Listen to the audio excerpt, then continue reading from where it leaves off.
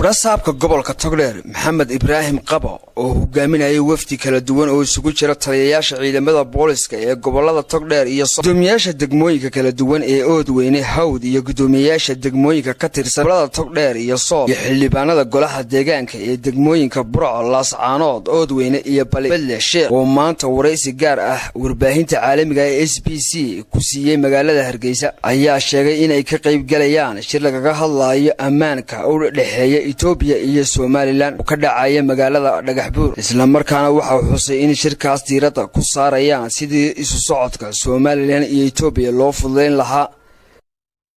waxaan u tagnaa qabnaa arrinta ugu weyn waa xagga nabadgelyada iyo isu socodka dadka walaalaha labada dhinac horena way soo taxan waxaan ka bilaabnaa waa markii shirkiisa Ethiopia uu Somaliland dadka oo xukuma labada dhinac way degaan waliba intan dambe wuxuu baday Ethiopia gaarigiisu Ethiopia bulay ka taariikh Ethiopia waa Suudaan waliba wax badan nabadgelyada Ethiopia ka qabta waa su'aashii markii hore soo kale waa deegaan ku xaruntiisu waa gaashaamo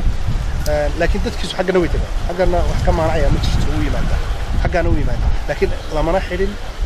cidina ma xayirin laakiin qalad yar oo xagga baaburkiisa ah tiina waa tila dhameeyay aad iyo aad baan ugu faraxsanahay inaanu tagno dhinaca Ethiopia jigjiga anagoo ka wada hadlaynaa arrimaha labada dhinac ee nabadgelyada waxaan filayaa kulley tigitaanka iyaga Ethiopia waxa faahfaahiyey barasaabka gobolka Togdheer madaxdan hogaaminayay halkan la fadhida oo degmooyinkii iyo goboladiiba ay ka koobayeen iyo laabihii sida Ingiriiska oo kale Sirdoonka oo kale taliyaha qaybta Sliito kale taliyaha qaybta Oodweyne ama daad mareer dhammaan madaxdan warkayagu kullu wuxuu ku ruusan yahay inta barasaabka balse xagga nabadgelyada gobol ahaan Togdheer baan kullu yahay gobolka Togdheer nabadgelyadiisu aad iyo aad u wanaagsan tahay boqolkiiba boqol xagga xiriirka labada dhinac ama wada shaqayntu muhiim way wanaagsan tahay boqolkiiba boqol way jiraan sidii su'aashii hadda barasaabku weydiinay soo kale way jiraan marar badan dhacdooyin ka dhaca inta la nool yahayna waanay dhici doonaan bini aadanka sidiisaba mar derisyadu way dhacaysaa inay marar badan wax ku kulmaan isku horimaad waa dhacaya xagga shaqada la iskaga horimanaya dhinac walba qaladku ka dhacaa laakiin inta badan dawladda Ethiopia waxa weeye waa dawlad dirsnahay dadka Somaliland labada dhinacba way yihiin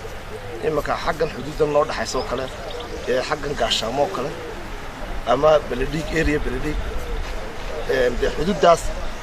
laynkaas oo dhan wixii gudaha ah waa Ethiopia وإثيوبيا هسه bulshadii Somaliland xoogoodii ama deegaanadan dadkii reer Somaliland oo dhan gudaha ku jira Ethiopia ku jira marka had iyo jeer marka labadii dhinacba way yihiin marka dhinaca shaqo wax ka dhacaan waa laga maarmaan dadku isku xidhan in xaggan waa laga hadlaa ama waa xogaa qaylay korbay u baxdaa iyaga dadkii qafaashay runtii anagu ma ogin hadday dhacdayna day jirto ay dhacday anigu ma ogi waa wax laga wada socdo oo aanu Somaliland ahaan xukuumadda Somaliland iyo Ethiopia waxa ka wada socdaan weey annaguna marar badan waan gudaha u taloona waan gudaha u galnaa way joogaan saraakiishii Baledig iyo Khaatumo iyo Oodweyneba aan taliye qaybta Oodweyne ama daad mareer aan raacdo way joogaan waad weydiin kartaan waan taloona marar badan oo gudahooda aanu dad xagga wax ku sameeyo dib ku geystayaan xagga shil laga soo qabto annagoo wada soconaan xagga shil soo wada qabanaa marar badan bay dhacday iyagana saas ilaa haday soo talaabaan xaggan qof ay doonayaan xaggan aan kala qabanaa oo aanu qabanno oo celino wax dhibi kuma jirto